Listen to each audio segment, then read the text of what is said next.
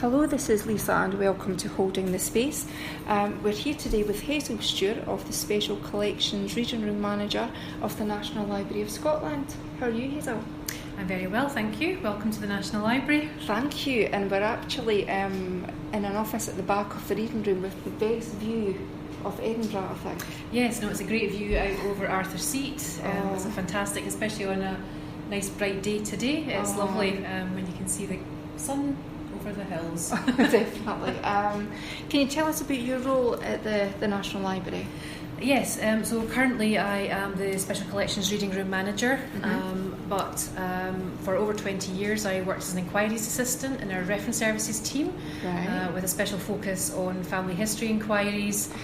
So I helped readers when they came into the library, and also dealt with a lot of the inquiries that we get in from our remote users from locations across the UK and also from overseas as well. So you must have dealt with a large variety of queries from people. Yes, a lot of them can be very basic. Some people are just starting their family history. Others have done a lot of work and they're focusing on particular aspects of their ancestry. They want to find out a bit more about maybe the type of work that their ancestor did or somewhere that they lived. Or maybe if they were in an institution at some point, so they need to maybe find out where that was, so they can use maybe some of our map resources, or we may have published histories on that particular organisation. Could have been a workhouse, could have been a hospital, an asylum, that type of thing. So we do get lots of a wide range of inquiries across the board. Can imagine. So by you being able to share that social history of that place, you'd very much be able to put the query in context for the person. Yes, I mean, that time. A lot of people, we may not be able to find something specific about their ancestor, as in that they're actually referenced in that and at work about that. So it could be a history about an organisation, so they may not be referenced, but it does provide context for them, gives them a bit about background information, and it can give them a bit more sort of idea of what life was like for their ancestors as well, which is what a lot of people are wanting to find out. So understand what it was like for them at that time in their lives. Yes, yeah. We also have sort of large collections of newspapers, so we often get requests from people to find information about things that happened to their ancestor. So it could have been that they were maybe the victim of a murder, or it could be that they died in some other way in a really bad accident. It could have been a workplace accident. They could have been knocked down in the street, and often these events were reported in the local newspapers at the time. So quite often they could be a really good resource for people to find out little snippets of information about their ancestors.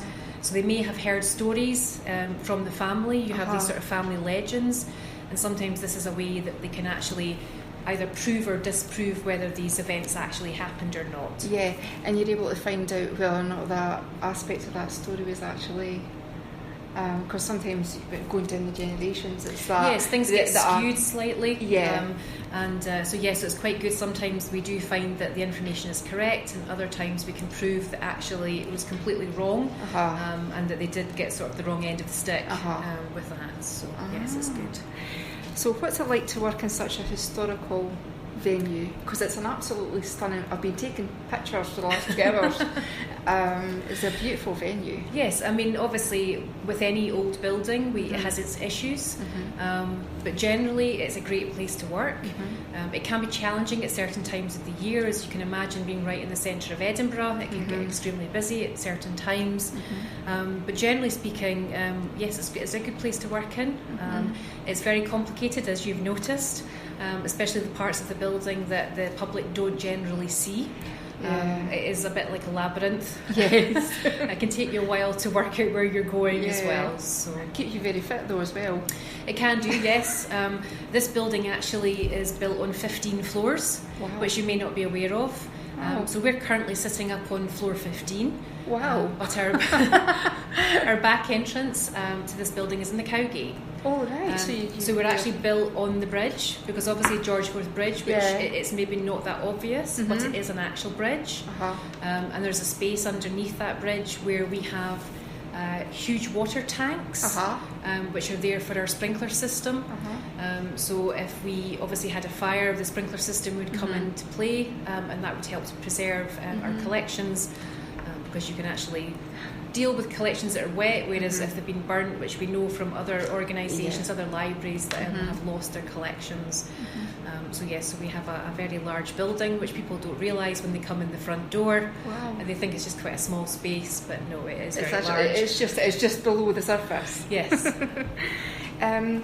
What about, just wondering what your thoughts are on ancestry research and its popularity, because certainly in the last 10, 15 years, with Who Do You Think You Are, Yes. and the new series been on recently, it's certainly it's gathered momentum. Yeah, I think people do want to know where they came from, and I think as people get older, they have those thoughts in their head about, I wonder what happened, and I've heard these stories, and it's maybe not something they were that interested in when they were younger, but as I say, as they start to mature and they start to think about their own family, they maybe start having their own children, they want to pass that information down the line, and it maybe gives them that impetus to start thinking about getting into doing their family history.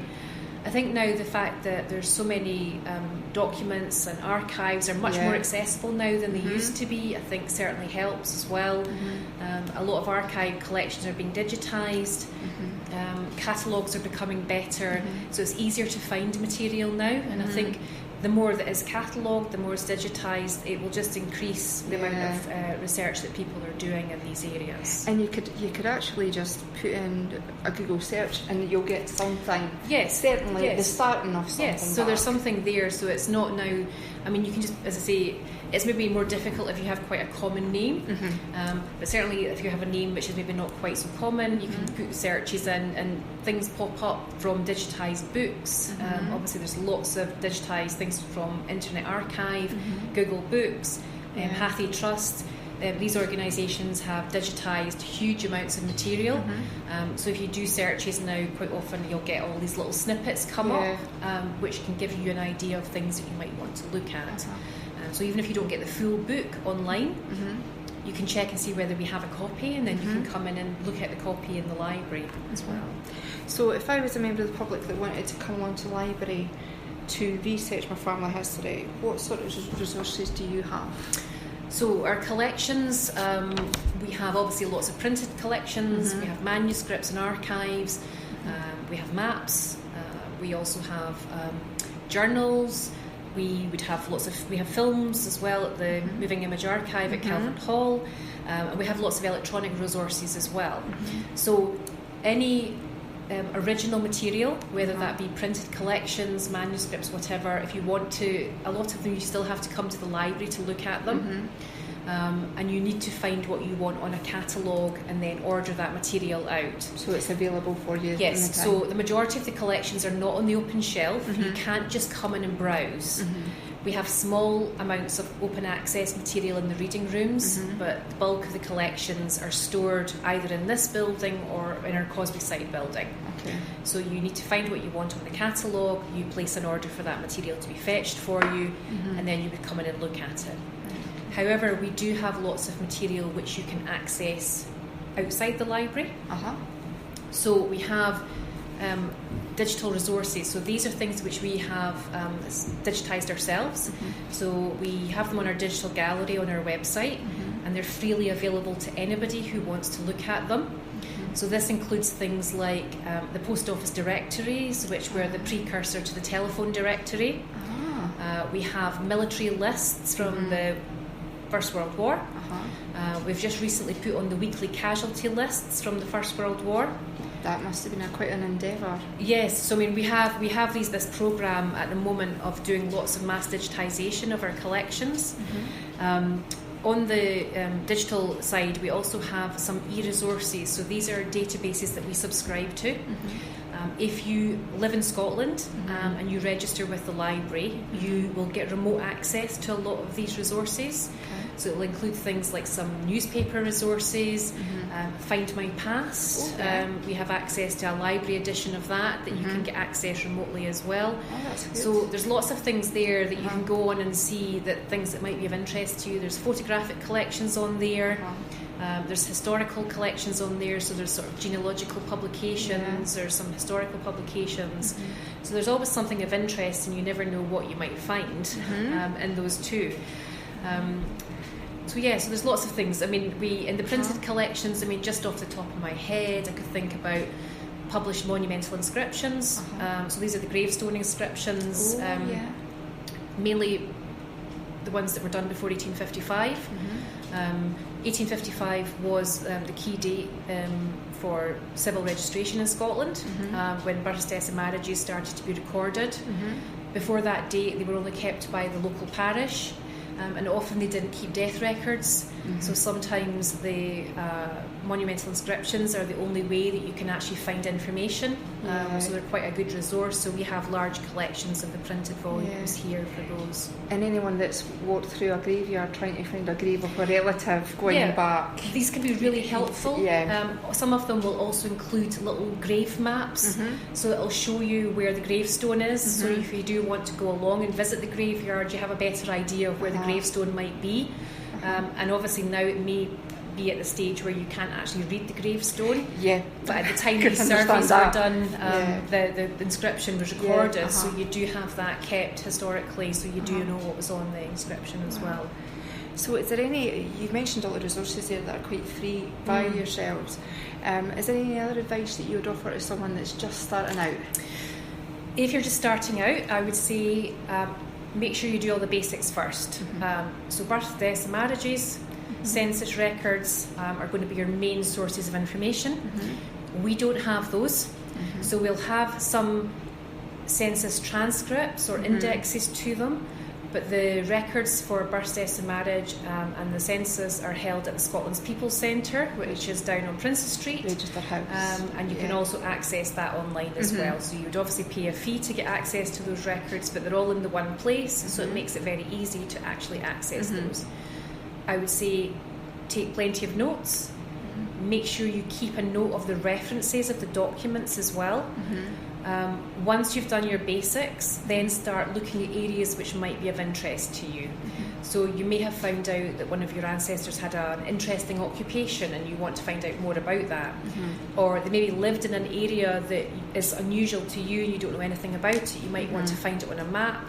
We have very large map collections. And a lot of the earlier maps, they've all been digitised. We have a huge online collection of maps. So it's one of the places you can go. You can see how places will change through time. So you can see maybe somebody lived in a village and you can kind of see, if you follow the maps through, how the village maybe grew. You can see where the school was, where the church was. If maybe the railway came to the town, you can see when the railway appeared. So it can give you an idea of potentially even maybe what occupations were available. There's things like the Statistical Account of Scotland, so there's a variety of editions of that. Again, the first and second edition have been digitised by Edinburgh University. You can get those online. And again, that gives you a snapshot of all the parishes at the time when they were done, written by the ministers, and gives you lots of information about what life was like in those areas too. So when you're looking at your family history and looking at them in that particular village, you can really put a picture of their life almost. Yeah, because you can kind of reconstruct what the place was like, what maybe occupations were there. You can maybe spot, as I say, okay, here was the workhouse was here, there was an asylum here, and you can see that the railway had arrived, or there was maybe canals which would have maybe brought jobs to the area as well.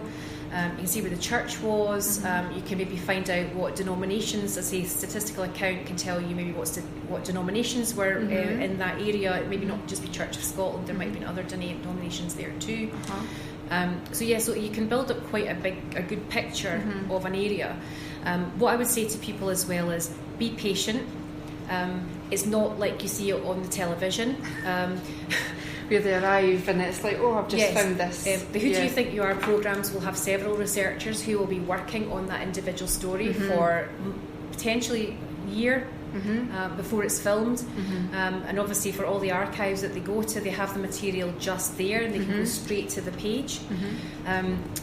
If you have difficulty reading handwriting, I would also suggest looking at books on, especially the further back you get in archive material. There's books that we hold here, and it gives you information about Scottish paleography, so what letter forms were like further back. The further back you go, they had different forms of hands.